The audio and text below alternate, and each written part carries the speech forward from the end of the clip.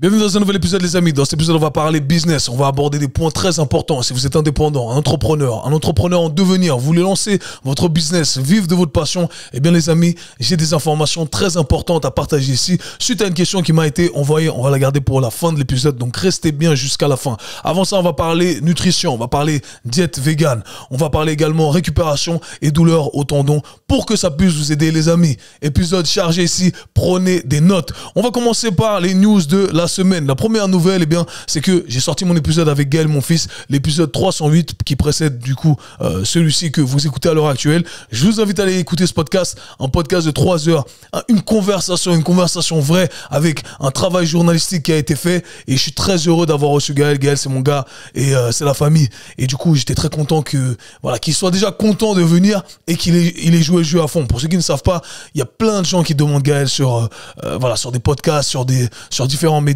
Et nous, on l'a eu, on a été les premiers. Et selon moi, on a fait la meilleure interview de Gaël, mon fils, pour être objectif ici. Où il dit les choses vraiment que...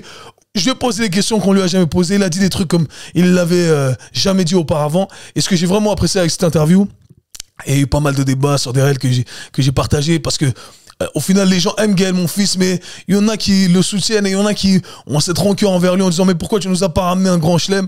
Et dans cette interview, ce que j'ai apprécié, ce que je voulais dire justement, c'est que on apprécie la complexité de l'être humain. On comprend qu'il y a plusieurs variables à prendre en considération et que, en prenant en considération toutes ces variables, on se dit, ah, tu vois, c'est pas aussi simple que ça. Alors certes, on voit un certain talent, mais on voit pas la face cachée de l'iceberg et toutes les choses qu'il faudrait considérer qui nous permettent de comprendre la personne derrière l'athlète. Et c'est pour ça que je souhaite avoir ce genre de conversation, revenir sur la carrière de ces personnes-là, sur leur parcours et surtout sur leurs pensées, les trucs qu'on n'a jamais dit. Et un podcast comme ça, sans filtre, 3 heures, non-stop, où je te laisse parler, je pose les questions vraies, sans manipuler le tout, eh bien, je trouvais que c'était super intéressant et c'est mon objectif, encore une fois, avec le Question Show. Donc, attendez-vous à plus de personnalités, pas forcément des personnalités tout le temps, mais des gens intéressants qui ont des trucs à partager parce que c'est ça, quand on nous laisse parler, eh bien là on se rend compte que hey, tout est beaucoup plus complexe. Donc les gars, si vous êtes un fan de Gaël, mon fils, que vous connaissez le personnage, si vous croyez connaître le personnage, allez écouter cette interview, allez écouter le podcast 308. Pour moi, vraiment il est extraordinaire, vous allez rigoler, vous allez voir qui il est vraiment et je vous assure que c'est qui il est vraiment. Moi qui suis son préparateur physique, je peux vous le dire et c'était vraiment extraordinaire. Donc les gars, allez checker tout ça et restez connectés pour la suite. Sinon, pour continuer avec les news, ici pour tous ceux qui sont de la communauté hip-hop, qui sont branchés un peu aux États-Unis, qui savent un peu ce qui se passe dans le monde de la comédie, eh bien, on a un beef en ce moment. On a une altercation entre Andrew Schulz et Kendrick Lamar. Donc, pour ceux qui ne connaissent pas un peu le contexte, Kendrick Lamar, c'est un rappeur, c'est le rappeur en ce moment, c'est la tête du hip-hop en ce moment, suite à des clashs qu'il y a eu avec Drake entre autres, etc. Il a sorti un dernier album récemment. Et on a Andrew Schulz qui est un comédien new-yorkais qui est très drôle d'ailleurs. Mais récemment, il était un peu dans une sauce parce qu'il a reçu sur son podcast, il a 2 podcasts, un avec Charlemagne et un autre avec son groupe de potes. Et sur ce podcast avec son groupe de potes, eh bien, il reçoit des guests de temps en temps. Et il a reçu 2 podcasteurs anglais qui sont fait connaître avec un podcast qui parle de relations, ils disent des trucs marrants, ils sont assez drôles. Et voilà, c'est 2 hommes noirs, podcasteurs anglais, qui vont sur le podcast de Andrew Schulz avec un groupe, voilà, c'est très divers. Il y a un homme noir, un blond, un indien et Andrew Schulz. Donc voilà, il y a une mixité ici. Et Andrew Schulz, eh bien, il fait une blague un peu sur les femmes noires. Et du coup, ça a été très mal reçu par la communauté noire aux États-Unis. Kendrick Lamar, lors de son dernier album, a sorti des lyrics en attaquant, en faisant une pique à Andrew Schulz, en disant hey, ne laissez pas les comédiens blancs faire des blagues ou descendre les femmes noires. Et du coup, bref, ça a créé une polémique. Andrew Schulz, ben, le gars, comme on dit, he never backs down. C'est-à-dire qu'il se laisse pas faire, en gros, et puis il se met pas en retrait. Il fait pas le gars, je suis désolé, non. Il continue, là, c'est une grosse guerre, c'est des vannes, c'est Twitter, etc. C'est assez drôle, on verra où ça va mener. Parce que les gars de Kendrick Lamar, c'est des mecs de la West Coast, on sait pas s'ils tombent sur Andrew Schulz. Andrew Schulz va faire un comedy show à LA ou je sais pas où, en Californie. Ça risque d'être compliqué pour lui parce que les mecs sont fâchés. Le gars, il a littéralement dit, non, franchement, je sais que les gars de ton gang, je sais que eux, ils peuvent me buter. mais toi, il a dit littéralement, toi, je te fais l'amour. Il a dit, toi, je te fais l'amour et tu peux rien me faire.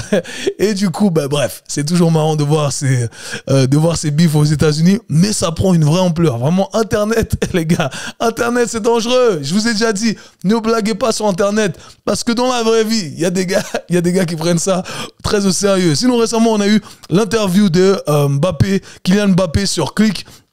Une interview qui a été très attendue, bien annoncée, etc. 1 heure de conversation entre Mouloud et Mbappé. Bonne conversation de manière générale. Après, les gars, je vous avoue que j'aurais voulu un peu plus de temps, j'aurais voulu qu'il rentre un peu plus dans les détails, mais moi, Mbappé, je l'aime bien, j'aime bien le personnage, je trouve qu'il s'exprime bien, je trouve qu'il fait tout le temps, il fait l'effort de faire les choses, et puis forcément, il doit faire les choses dans ce qui est politiquement correct. Donc on verra ce qu'il adviendra par la suite.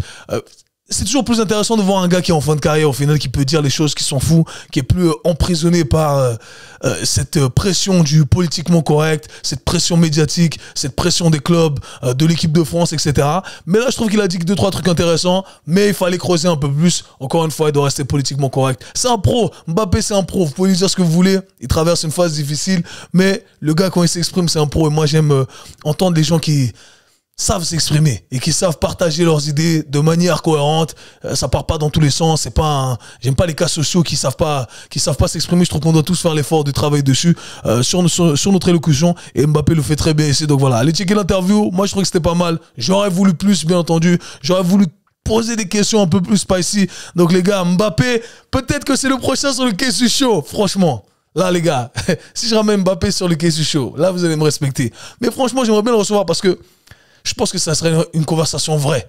Parce que quand t'as un gars, tu sais, t'as pas 1000 caméras, t'as pas une équipe de tournage, 1000 personnes, c'est toi, moi, mon vidéaste, et là on discute. Viens, on discute pour de vrai. Viens, on dit les vraies choses sans filtre. Et là, ça devient très intéressant. Bref, restez connectés les gars. Taguez Mbappé. On pourra peut-être l'avoir sur le Kessu Show. Sinon, ce mois-ci, il y aura plusieurs concours qui vont être annoncés. Il y a eu un challenge qui a été lancé que j'ai appelé le Pigeon Jump sur ma page Instagram. Les gars, franchement, vous m'impressionnez. J'ai lancé un challenge. Ça faisait longtemps que j'avais pas fait ce Pigeon Jump. J'avais déjà fait ce challenge il y a très longtemps, il y a des années, en 2017.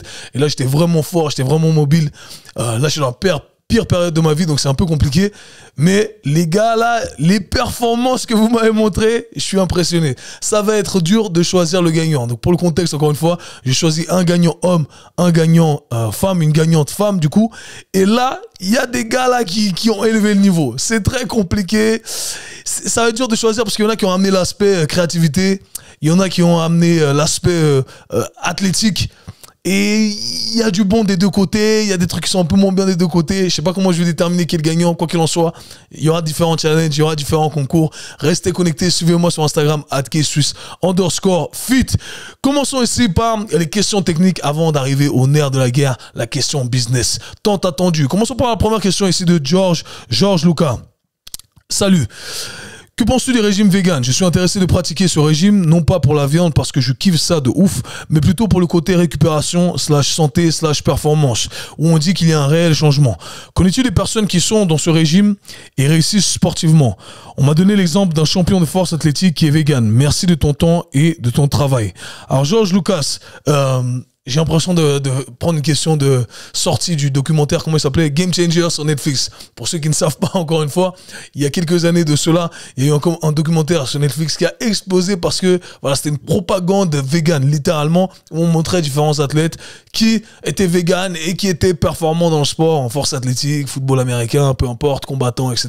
Et je vais vous dire un truc, vous allez retrouver différents types d'athlètes, très performants au plus haut niveau, qui utilisent différentes diètes. Vous allez rencontrer dans le monde entier différentes tribus, différentes populations qui vivent longtemps de manière très saine et qui utilisent différentes alimentations. Il y en a qui, je pense aux Esquimaux, qui vont manger principalement des poissons. Je pense à certaines tribus en Afrique qui vont manger principalement de la viande et des carbohydrates. Je pense à certaines tribus partout dans le monde qui vont avoir des alimentations variées. Et ils sont en bonne santé, meilleure santé que beaucoup de personnes en Occident. Et la question, c'est pourquoi? Eh bien, il faut s'attarder sur l'essentiel. Il ne faut pas être marié à un truc bien précis. Il y a des trucs qu'on ne doit pas faire. Et si on s'attarde sur ces trucs qu'on ne doit pas faire, eh bien, voilà. Là, déjà, on va dans la bonne direction. D'accord? Mais on peut être performant, on peut être en bonne santé en ayant une alimentation qui va nous correspondre et qui ne doit pas tomber dans des règles strictes bien précises. Vraiment, ça, c'est le mot d'ordre ici. Et les gens se perdent à suivre des diètes qui sont strictes pour beaucoup, qui ne sont pas soutenables et qui, par conséquent, sont voués à l'échec. Donc, ça, c'est le premier truc que j'aimerais dire. Alors oui, pour répondre à cette question, est-ce que je connais des gens qui sont véganes et qui sont sportivement performants? Absolument. Absolument, il y en a beaucoup. Il y en a qui consommaient de la viande avant et d'autres aliments et qui aujourd'hui sont véganes et sont beaucoup plus performants. Mais je pense que, encore une fois, il y a des choses à contextualiser. J'ai vu beaucoup de gens dans ce contexte-là qui, justement, font la promotion de la diète végane ou d'autres diètes d'ailleurs, très religieusement, parce qu'ils en ont vu ou en ont apprécié les bénéfices. Mais, encore une fois, si on reprend le contexte dans son intégralité, c'est normal que tu apprécies cette nouvelle diète que tu prêches parce que tu as créé un changement radical en enlevant les choses qui étaient problématiques par le passé. Je m'explique. Je connais plein de personnes et des amis à moi aux États-Unis, entre autres des influenceurs, qui, par le passé, mangeaient beaucoup de fried chicken, comment on appelle ça, poulet frit, KFC, soda, alcool, NSI, etc. Donc ça, c'était leur vie d'avant, avec, bien entendu, cette consommation de viande, de poisson. Et tout d'un coup, ils disaient, ah, j'arrête le tout, je deviens vegan. Et en devenant vegan, forcément, tu limites ta consommation de certains produits transformés et tu décides de faire un changement, au final, qui est radical. Et là, tu dis, oh, là, je me sens mieux. Ben ouais, tu te sens mieux. Tu te sens mieux parce que tu as enlevé le NSI, tu as enlevé le poulet frit, tu as enlevé les donuts. C'est pas la viande en soi. C'était pas le poisson en soi. C'était tous les extras en plus que tu consommais avec le poisson et ta viande qui étaient problématiques. Alors tu m'étonnes que ça va mieux. Ça aurait pu être n'importe quelle diète et pas forcément la végane. Alors oui, la végane, ça a forcé à manger déjà plus de légumes, plus de fruits. Et ça va aller dans la bonne direction. Donc vous voyez ce que je veux dire? C'est qu'il faut comprendre les choses et ne pas être dogmatique, ne pas être religieux sur certains aspects qui, au final, n'ont pas la nécessité de nous pousser dans ces extrêmes-là. C'est vraiment ce qu'il faut comprendre. C'est pas la viande, il faut pas pointer du doigt un truc. C'est l'erreur qu'on a toujours fait dans le monde de la nutrition. Et c'est pourquoi on a vu des évolutions en diabolisant certains aliments. Au début, on a dit, hey, le gras, c'est pas bien. Le gras, ça fait grossir. Ensuite, on a compris qu'en fait, non. Les graisses, pardonnez-moi, les graisses ne font pas grossir. Ensuite, on a essayé de diaboliser les glucides. Et tout ce qui est carbohydrate, tout ce qui est sucre, ça fait grossir. Et ensuite, on essaie là de diaboliser la viande. Ça a toujours fait des va-et-vient parce qu'on ne comprend pas l'essentiel. Alors, je vais vous le dire ici, très simple. Vous pouvez être performant avec n'importe quelle diète. Trouvez des aliments qui vous correspondent. Vous devez avoir une certaine quantité de macronutriments. On parle ici des protéines, on parle des glucides et des lipides. La protéine, c'est essentiel. On doit avoir une certaine quantité afin de maintenir notre masse musculaire et tous nos autres tissus, nos organes, etc. Okay? Parce que notre corps s'en débarrasse au quotidien. Voilà pourquoi c'est très important. Donc au quotidien, on perd de la protéine, donc on doit en consommer assez. Et de cette façon-là, eh bien, on aura une balance qui sera positive. Okay? Très important de comprendre ça. Pour revenir à cette diète végane, ce qui est particulier avec une diète végane, c'est qu'on n'a pas accès à cette protéine animale. Donc, comment on fait? Eh bien, on doit combiner, on doit faire des combos de certains aliments pour pouvoir retrouver une protéine complète. Les protéines, dans les protéines animales, on va retrouver ces protéines complètes, c'est-à-dire qu'on va avoir une combinaison de différents acides aminés. Une protéine est composée de différents acides aminés. Et du coup, ça nous facilite le tout. En consommant la protéine animale, on a tous les acides aminés nécessaires pour construire de la protéine tissulaire au sein de notre corps.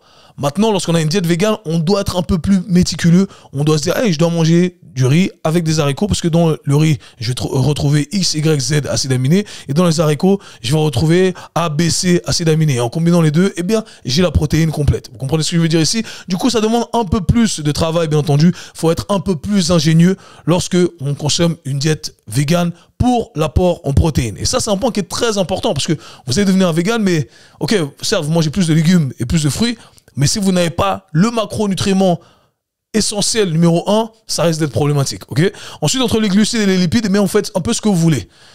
Plus de glucides, moins de lipides. On va avoir une certaine quantité de lipides et de graisse pour nos fonctions hormonales. Très important. De manière générale, sur votre consommation totale de calories, on va viser environ 20 à 30%. 25%, ça semble être adéquat. 30%, un peu plus pour certains. Mais, voilà, encore une fois, vous pouvez ajuster le ratio. On a le minimum ici en protéines. pardonnez-moi, en lipides, en graisse, et on peut rajouter plus de glucides. Il y en a qui préfèrent manger un peu plus de lipides et parfois moins de glucides, c'est à vous de gérer le tout. Personnellement, moi, à midi, je préfère manger plus de lipides et moins de glucides, et le soir, contrairement à tous les on-dit, je préfère manger plus de glucides et moins de lipides. Donc, à vous de gérer le tout comme vous le souhaitez, tant que vous respectez la quantité totale et les apports en macronutriments. Maintenant, on a les micronutriments. Donc là, ici, on parle des minéraux et des vitamines. Et là, on aimerait avoir une alimentation variée. On va aimerait avoir des légumes, des fruits, tous ces aliments qui vont nous ramener justement ces vitamines et ces minéraux. Du coup, là, on se retrouve avec quelque chose de très complet. Maintenant, encore une fois, je le répète, mon dicton favori pour ceux qui écoutent le Question Show podcast depuis longtemps. One man's meat is another man's poison. Ce dicton anglais qui dit que tout simplement, la viande d'une personne peut être le poison d'une autre. Donc, à vous d'identifier ce qui vous correspond. J'ai personnellement utilisé ou adopter la diète végane à un moment parce que j'étais perdu, j'avais problème de digestion, etc. Je me suis dit, hey, cette diète c'est mieux, non, cette diète. J'étais religieux, j'étais dogmatique en disant, oh, je jure que par le jeûne intermittent, je jure que par la diète végane, etc. Et j'ai vite vu que la diète végane ne me correspondait pas parce que avec mon estomac ou mon tube digestif qui est relativement fragile, eh bien, la consommation de certains légumineux, de certains légumes, etc., c'était problématique. J'y gérais pas ça bien. Du coup, très compliqué d'avoir ces protéines complètes et d'avoir tous les nutriments nécessaires. Donc, encore une fois, ça peut être bien pour certains, mais pas pour d'autres. Pour moi, ça ne me correspond pas. Et je pense que si, encore une fois, comme Georges Lucas ici, eh bien, vous aimez la viande, il n'y a pas de contre-indication à consommer de la viande pour des raisons éthiques, pourquoi tu veux te marier à une diète? Encore une fois, respecte les éléments clés que j'ai donnés. Il n'y a pas de diète qui est supérieure à une autre. Tu dois trouver l'alimentation qui te correspond avec les aliments qui te correspondent. Encore une fois, tous les macronutriments, les micronutriments. Et tu regardes, donc on répond bien à ça, il répond pas bien à ça. Ok, je change, j'alterne. Vous n'êtes pas obligé d'entrer dans des diètes bien strictes. Question pour moi qui était un peu bateau au final parce que j'ai abordé ça tellement de fois, mais il y a ce dicton que je garde en tête en anglais qui dit people need to be reminded more than they need to be taught. En gros, les gens doivent être rappelés plus qu'ils doivent être enseignés. Je ne traduis pas bien ici, mais vous l'aurez compris. En gros, on doit rappeler les choses plus de fois plutôt que de chercher à apprendre à chaque fois de nouvelles choses. Et je trouve que c'est très intéressant ici. Donc voilà, Georges Lucas, j'espère que ça pourra t'aider ici. Prochaine question de Thibaut. Salut Kevin. La trêve hivernale arrive très bientôt pour ce qui est du football. Comment s'organiser pendant cette période pour répartir... Vous oubliez les mots, les mecs. Comment s'organiser pendant... J'imagine cette période, pour repartir de plus belle, sachant qu'il y a une préparation en club en janvier avant la reprise de la compétition en février. Me concernant, j'ai toujours une douleur, entre parenthèses, tendinopathie à l'adducteur que j'arrive à gérer et une douleur au niveau des hanches et bas du dos. Est-ce qu'il faut que je me concentre seulement sur ces points ou il faut que je fasse quand même une préparation plutôt générale et du repos? Je te remercie encore une fois pour tous les conseils. Hashtag Don't Be Soft. Thibaut, merci encore une fois. Le hashtag, les gars, n'oubliez pas le hashtag Don't Be Soft. Il y a des trucs qui arrivent 2025, c'est tout ce que j'ai à dire. Alors, question encore une fois intéressante ici. On parle de off-season ou de trêve qui est relativement courte ici et de problèmes qu'on traîne durant la saison. Alors, comment on gère le tout? Là, la question qui est posée, la première question, c'est est-ce que je dois choisir? Est-ce que je ne dois, en gros, rien faire d'athlétique et me concentrer uniquement sur mes points faibles, mes points limitants, les zones douloureuses? Ou alors est-ce que je peux combiner un peu les deux et continuer à faire du foot? Alors, mon premier conseil, c'est simple ici, je suis assez à l'aise à dire ça, parce qu'en général, j'aime pas donner de conseils, mais encore une fois, il y a une distinction, hein, je dis ce que je fais et je ne dis pas quoi faire. Mais là, je serai à l'aise à dire, les gars, c'est la trêve, le foot, ou peu importe ce que vous faites comme activité, on met ça de côté. Le truc qui éveille la douleur, on met ça de côté. Toutes les activités se rapprochant de votre sport qui éveillent la douleur, on met ça de côté. Et qui est faire un jogging, faire des sprints, etc. D'accord? On met ça de côté. Vous n'allez pas perdre énormément en 2 mois d'arrêt. Ok? Tout ce qui éveille la douleur, règle numéro 1, hey, ça, je touche plus. Maintenant, en parallèle, qu'est-ce qu'on peut faire? Eh bien, on doit toujours créer une hiérarchie de priorités. C'est aussi simple que ça quand vous faites une programmation. Et c'est ça, l'art de l'entraînement, c'est de savoir créer une programmation. Une programmation, au final, c'est ça. C'est une hiérarchie de priorités qu'on doit désigner de manière bien précise. Du coup, la priorité ici, eh bien, ce vont être ces drapeaux rouges. La tendinopathie, la douleur donc aux adducteurs, la douleur aux hanches et la douleur au bas du dos. Et ça va représenter l'essentiel de mes séances. Et pendant cette période-là, cette trêve vernale, eh bien, je ferai ça régulièrement. Tous les jours, la dose minimale effective, des séances où peut-être je mettrai un peu plus d'accent sur les adducteurs, des séances où je mettrai un peu plus d'accent sur le bas du dos, des séances où je mettrai un peu plus d'accent sur les hanches. Quoi qu'il en soit, eh bien, tu dois tous les jours donner un petit signal de récupération, surtout quand la trêve hivernale est très courte, 1 mois et demi, 2 mois, ok? Donc tous les jours, je vais faire, hey, ça demande un exercice pour mes adducteurs, ça va me prendre 2 minutes, un exercice pour mon bas du dos, pareil, 2-3 minutes, un exercice pour mes hanches, pareil, 3 minutes, 4 minutes, ok? Ça, c'est ma routine quotidienne. Et il y a des jours où je vais pousser un peu plus, cool? Maintenant, est-ce que je peux continuer à faire de la muscu, faire du travail que je fais pas sur le terrain, mais je vais le faire en salle de musculation, salle de préparation physique? Oui, très bien. Qu'est-ce que tu fais? Pareil, règle numéro 1, tu ne vas pas utiliser des exercices douloureux, des modalités qui sont douloureuses, rien qui pourrait éveiller la douleur ou une gêne quelconque aux endroits où tu ressens déjà ces problématiques-là. C'est aussi simple que ça. Donc tu pourrais commencer ta séance avec, hey, je commence avec exercice pour mes hanches, et exercice pour le bas du dos. À la fin de mon échauffement, bam, je fais 2-3 séries. J'enchaîne ensuite avec un exercice pour le bas du corps. Ça va être par exemple une variante de squat qui est appropriée à mes limitations articulaires. Bam, et je coupe ma variante de squat avec un exercice d'isométrie pour les adducteurs. Quand on a une tendinopathie, eh bien ce qu'on aimerait faire, c'est éviter les exercices qui sont dynamiques, qui requièrent de la vitesse. On veut commencer avec vitesse 0 ou la vitesse la plus basse et progressivement augmenter la vitesse qu'on va utiliser au fil des semaines en fonction de nos ressentis, etc. Mais pendant 2-3 semaines, je ferai ça. Beaucoup d'isométrie pour les adducteurs, pour la tendinopathie. Et j'ai créé un superset ici, donc j'enchaîne un exercice de muscu avec un exercice pour les adducteurs. Et là ensuite, je continue avec 2 exercices, 3 exercices de muscu. Je peux faire un superset également en rajoutant un exercice pour le bas du dos en plus de ce que j'ai fait au début. Vous voyez, il y a 1001 façons d'orchestrer le tout. Ce qu'il faut, c'est simplement faire les choses de manière intelligente et comprendre comment on va organiser sa séance. Mais ici, en très simple, pour en sortir avec vraiment quelque chose de concret, intégrez vos exercices articulaires au sein de votre séance de musculation. Vous ne pouvez pas vous tromper. Sous forme de superset ou sous forme de giant set, 2 exercices à la suite, 3 exercices de muscu, 1 articulaire, de mobilité, de réhab, appelez ça comme vous le souhaitez. Ok? Donc Thibaut, tu ne peux pas te tromper si tu fais ça. Et j'insiste, arrêtez complètement la trêve vernale pour les footeux. C'est vraiment le problème que je trouve. Les gars, vous avez mal partout et vous voulez continuer à courir, vous faites des 30-30 sur le tapis, 30 secondes on, 30 secondes off, vous voulez faire des sprints, etc. C'est bon les gars, vous courez depuis toute votre vie. Un mois, ça va pas vous tuer. Un mois là, il faut mettre l'accent sur les zones douloureuses parce que les vraies zones douloureuses que vous expérimentez au quotidien, c'est ce qui vous empêche d'exprimer votre plein potentiel. Donc, comprendre encore une fois que parfois, il faut reculer pour mieux sauter. Et il y a des façons d'organiser le tout. Venons-en à la question clé. Question qui a été ici posée par Mohamedou. Franchement, très intéressante. J'ai failli faire un podcast en lui-même. Mais je me suis dit, ah, ça fait longtemps que tu n'as pas fait de podcast un peu plus technique. Quelle a été ta plus grosse erreur en tant que coach que tu vois souvent que les autres entraîneurs font dans leur business? Alors ça, c'est une question qui est très, très, très intéressante. Et encore une fois, je vous inviterai à extrapoler tout ce que je vais dire ici, et je vais penser vraiment à haute voix, pour votre contexte à vous. Si vous n'êtes pas dans le contexte du sport, les mêmes règles vont s'appliquer de manière générale. Il y a des détails simplement qui vont changer.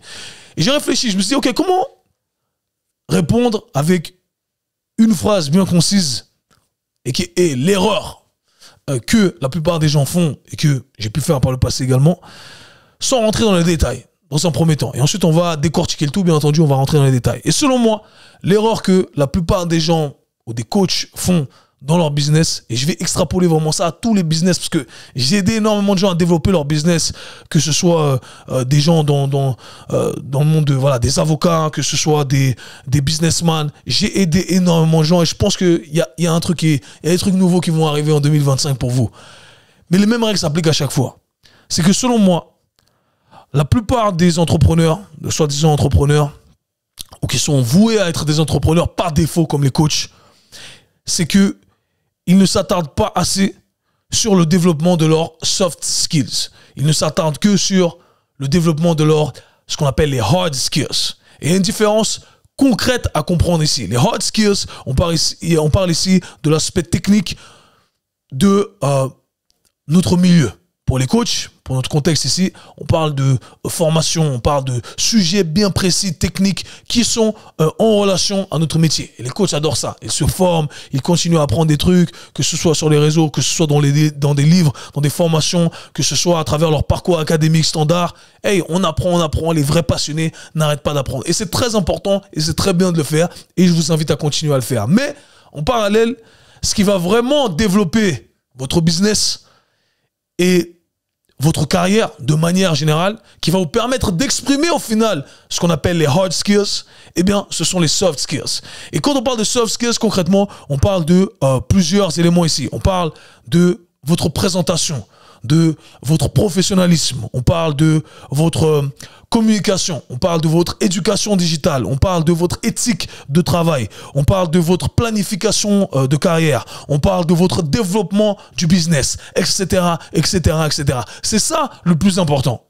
Et je le dis à chaque fois, c'est tellement important que si tu as tes soft skills et que tu maîtrises tout ça, tu n'as pas besoin d'en connaître autant. C'est la triste réalité que la plupart des académiciens ne veulent pas entendre. C'est vrai. La plupart des gens se disent « Ah, j'ai tous mes diplômes, etc. » Je l'ai déjà dit. Tout le monde s'en fout de vos diplômes. Je vais le répéter combien de fois? Je pense que je l'ai dit dans 50 podcasts. Tout le monde s'en fout. Les gens, c'est vraiment une erreur que beaucoup de coachs font en se disant « Hey, je sors de mon parcours universitaire, j'ai ce diplôme. Et moi, j'ai ce diplôme. » Tout le monde s'en fout. Tout le monde s'en fout. Personne ne va vous engager pour ça.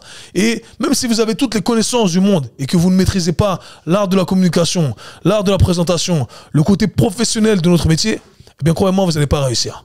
Et c'est vraiment le problème que je rencontre. Et du coup, pour passer déjà ici un petit shameless plug, j'ai choisi cette question parce que officiellement, les inscriptions de mon programme mentorship sont fermées. Mais j'ai reçu encore plein de messages, etc. Oui, je vais le faire. Donc moi, j'ai décidé de réouvrir une place.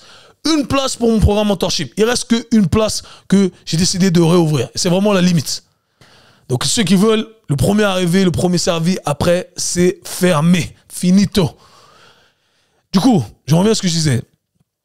Les soft skills, c'est vraiment ce qu'il faut développer. Et je rajouterais ici, pour les coachs, dans notre contexte, le développement de son physique. Donc essayons de décortiquer le tout.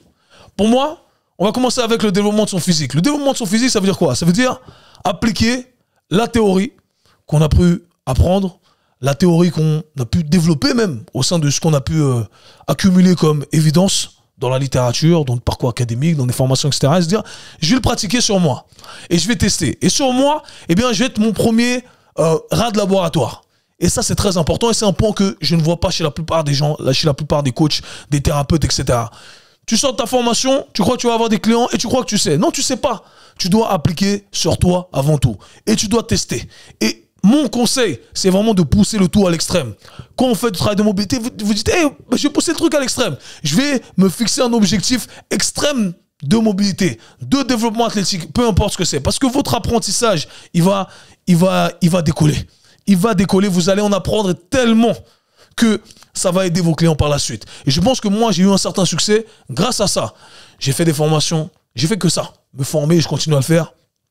Et j'appliquais. Jamais, je suis jamais sorti d'une formation et le lendemain, je fais un post Instagram en répétant ce que la personne a dit. Non, non, t'as dit un truc, c'est intéressant, je valide pas tout de suite. J'essaie, je pratique. Je garde ce qu'il y a à garder, j'enlève ce qu'il y a à enlever. Et là, je teste. Et là, à partir de là, je peux valider ou alors je peux modifier. Et là, je vais partager l'information et je vais, avec plus de confiance et surtout avec plus d'intégrité, relayer cette information auprès de mes clients, auprès de ma communauté online, etc. Et vraiment, je pense que la plupart des coachs qui sortent de leur parcours académique, qui ne sont pas satisfaits d'où ils sont, eh bien, c'est que, les yeux dans les yeux, je vais vous le dire, travaillez sur vous-même, les gars. Travaillez sur vous-même, les gars. Faites le travail nécessaire pour vous dire, moi, je vais me fixer un objectif. Les 6 prochains mois, je vais développer mon physique, ma mobilité, je vais faire les grands écarts, je vais, je sais pas, escalader un truc de ouf.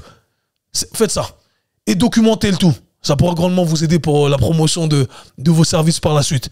Mais faites-le. Il y en a beaucoup qui n'ont jamais fait ça. Donc toi, tu t'es jamais fixé un vrai objectif. Tu n'as jamais su créer une vraie planification pour toi pour atteindre tes objectifs. Tu n'as jamais vécu ce que c'était de vivre l'échec, d'être frustré, de continuer, de persévérer. Et tu veux enseigner ça à tes clients qui, eux, ont des objectifs. Comment tu vas le faire? Pour moi, c'est problématique. Donc le développement de votre physique, de ce que vous avez appris d'un point de vue technique, il doit être appliqué. Et moi, je vais vous dire un truc. Aujourd'hui, j'ai eu plus de 500 participants à mon programme mentorship et des milliers aux autres formations. C'est le problème que je rencontre. Et j'ai du mal à le dire parfois. Il y a des personnes qui me disent « Ouais, mais je dois faire quoi sur les réseaux? Je dois faire ça. » Frérot, tu dois faire ça d'abord. Ok? Hey, écoute-moi. 6 mois, 1 an, c'est toi. C'est toi la priorité. Et l'année d'après, tu pourras relayer cette information et crois-moi, tu vas avoir énormément de succès. Non, mais les gens veulent presser, veulent courir avant de savoir marcher. Non, prends le temps pour toi déjà. Montre que sur toi, ça fonctionne. Vraiment, mets l'effort dans ça. Moi, je sais qu'aujourd'hui, avec beaucoup de mes clients et mes athlètes, surtout du plus haut niveau, disons les choses telles qu'elles sont, du plus haut niveau, Ligue 1, Première Ligue, NBA, tennis, top 100, top 50, mes athlètes, ils savent. Et Kev, il est athlétique, il l'a fait. Kev, il peut nous suivre sur certains trucs, et il y a certains trucs où il va nous dépasser. Parce que c'est ça. J'ai installé un climat de confiance. Et en plus, sur la théorie, on voit que je sais de quoi je parle, mais sur la pratique, je l'ai fait. Je l'ai fait maintes et maintes fois. Et c'est très important pour moi, encore une fois, je pense que c'est une preuve d'intégrité et c'est une preuve qui va vous aider dans le développement de votre business. Encore une fois, c'est pas à choisir que la théorie ou la pratique, non, c'est les deux. C'est les deux. Mais il faut y accorder une importance très importante, ok? Donc, vraiment, je tenais à partager ce message ici. Ensuite, j'ai parlé de présentation et de professionnalisme. Encore une fois, il faut être un pro. Être un pro, ça veut dire quoi? Ça veut dire savoir se positionner dans l'espace, savoir avoir une posture qui va inspirer une certaine confiance, savoir utiliser ces mots de manière appropriée. On va y venir plus précisément avec la communication, mais ça rentre dans ce critère-là. Savoir utiliser le placement de ses mains, savoir être dynamique lorsqu'on va changer d'intonation, lorsqu'on va se déplacer dans l'espace, savoir s'adapter lorsqu'on parle à une personne plutôt qu'à une autre personne, lorsqu'on est dans une configuration one-on-one ou lorsqu'on est dans une configuration face à une classe ou un mini-groupe. Tout ça, c'est être un professionnel. Et ça, c'est des trucs qu'on ne vous apprend pas. On ne vous apprend pas dans le parcours académique, mais c'est ça qui crée un coach d'élite selon moi. C'est marrant que je dis ça parce que j'ai rajouté une section en plus dans mon programme mentorship qui s'attarde sur tous ces aspects-là. Parce que ce sont ces aspects-là qui vont faire de vous un coach d'élite, un coach qui est renommé où les gens, vos clients vont dire « Ouais, lui c'est mon coach ». Vos athlètes vont vous présenter et dire « Ouais, lui c'est mon coach ». Parce qu'ils savent. Va checker après ce qu'il dit, va checker ce qu'il fait. Regarde ses perfs, regarde à quoi il ressemble. Tu complètes le tout? Eh non, c'est mon coach. Je suis fier que ce soit mon coach. Encore une fois, faites-moi confiance, c'est comme ça que ça fonctionne. Parlons maintenant encore, j'ai mentionné l'éducation digitale. Soyez un étudiant du game. J'arrête pas de le dire. Si vous êtes simplement un consommateur, il y en a beaucoup qui est « Ah, j'arrive pas sur les réseaux sociaux, etc. » Il y en a qui vont réussir plus que d'autres, manque d'autres, etc. C'est OK. Mais les gars, soyez un étudiant. Regardez, c'est quoi qui fonctionne? C'est quoi que je peux améliorer? C'est quoi qui va pas? C'est quoi qui a changé? Est-ce que l'algorithme va mettre en avant différents formats? Tout ça, c'est un truc à étudier. Si tu te contentes de dire « Oui, non, mais moi, j'aime pas le contenu digital, etc. » Mais moi, j'aime pas payer mes factures. Moi, j'aime pas quand il fait moins 1 degré. Il y a plein de trucs que j'aime pas aussi. Mais il y a des trucs qu'on doit faire. Et c'est un peu le problème que je retrouve avec beaucoup de personnes qui veulent vivre de leur passion, c'est qu'ils croient qu'on se contente de faire des choses qu'on aime. Quand on vit de sa passion, c'est le contraire. On doit faire beaucoup de choses qu'on n'aime pas pour pouvoir dire qu'on vit de sa passion. C'est ça. Et si on fait ce travail dur au début, ça nous offre une flexibilité pour la suite. Et cette flexibilité, elle est très importante parce qu'après, vous allez être dans une position dans laquelle je suis, c'est se dire, mais tu sais quoi? En fait, je pourrais arrêter ça. Si je veux, j'arrête ça. Alors certes, ça a un certain coût, mais pour ma santé mentale, c'est mieux. Et vous devez vous mettre dans le dur, c'est très important. Soyez constamment un étudiant du game. Maintenant, j'ai parlé de l'éthique de travail. L'éthique de travail, c'est très important aussi. L'éthique de travail, c'est fixer des standards. Fixez-vous des standards. J'en vois qui sont trop olé, tranquille. Ils m'aiment comme je suis.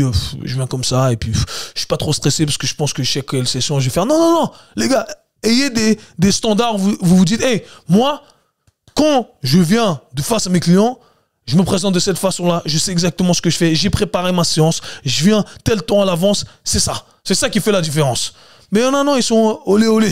T'es olé, tu vas rester au niveau olé. Mais si vous voulez vraiment arriver au niveau élite pour développer votre business, eh bien les gars, c'est ça qui fait la différence. Ensuite, j'ai parlé de planification de carrière. Vous pouvez pas vivre au jour le jour en vous disant, bah oui, là j'ai 5 clients, là j'en ai 3, là j'en ai 10. Non. Les gars, on met des trucs en place. On sait ce qu'on fait.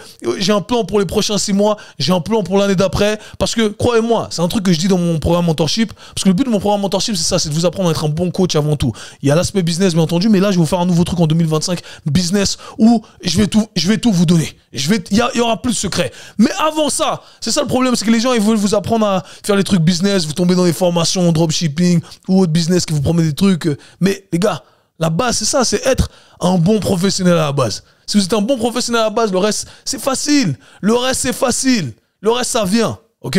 Et ça, c'est très important de le garder en tête. Donc, planification de carrière, prenez ça au sérieux. Ayez des deadlines. Fixez-vous des objectifs. Durant votre journée, votre semaine, votre mois, votre semestre, l'année, etc. Les 2 prochaines années, 3 ans, 4 ans, 5 ans. Vous devriez avoir une idée de là où vous allez aller. Et malheureusement, si vous vivez au jour le jour, vous êtes content dans votre petite salle, etc. Ça va pas durer, les mecs. Ça va pas durer. Ça va pas durer. Donc j'espère vraiment que vous prenez ça au sérieux. Je le dis, hein, c'est pas un métier qu'on peut faire jusqu'à 65 ans. C'est à quel âge la retraite en France? En Suisse, c'est 65. En France, c'est quoi? C'est 58, non? Vous travaillez 35 heures par semaine. Non, je rigole. Je fais des petites biques, les gars. Moi, je travaille en Suisse et je vais au States. 35 heures, c'est ce que je fais. C'est ce que je fais en 2 jours presque, ok? Donc, voilà. Les gars, vous avez le temps. Vous avez le temps pour développer tout ça. Et finalement, j'ai dit, développez votre business. Pareil, fixez-vous des échéances. Cherchez à accumuler plus de choses dans votre catalogue de services. C'est très important, c'est ce qui va vous permettre de vraiment organiser votre business de la meilleure des façons pour que ce soit un business que j'appelle toute saison. Pour ceux qui sont dans mon programme mentorship, vous savez de quoi je parle. Un business qui sait résister à n'importe quelles intempéries. Et ça, c'est un business qui est solide. Alors, je ne dis pas que vous allez faire des millions, etc., mais c'est un business qui est solide, qui est là sur le long terme. Et si vous ne savez pas organiser tout ça, malheureusement, vous n'allez pas réussir. Peu importe ce que vous faites. Et c'est marrant parce que c'est très transversal tout ce que je dis ici. Je parle des fois avec des amis artistes et c'est la même chose. Si tu te contentes de chanter, de poster une chanson une fois tous les 3 mois, on t'a oublié. Il y en a 50 000 comme toi. Les coachs, il y en a 50 000 comme toi. T'es plombier, ça marche bien, etc. Mais hey, au bout d'un moment, t'as plus le client qui venait tout le temps. Comment tu fais? Les mêmes règles s'appliquent peu importe votre contexte. Attardez-vous sur les soft skills, c'est beaucoup plus important que les hard skills. J'insiste vraiment là-dessus. Et il y en a qui se perdent. Il y en a qui se perdent. À la fin de mon programme mentorship, ils me disent ouais, c'est quoi la prochaine formation que je dois faire chez toi ou chez les autres? J'ai vu ces nouvelles formations. Hey, applique déjà.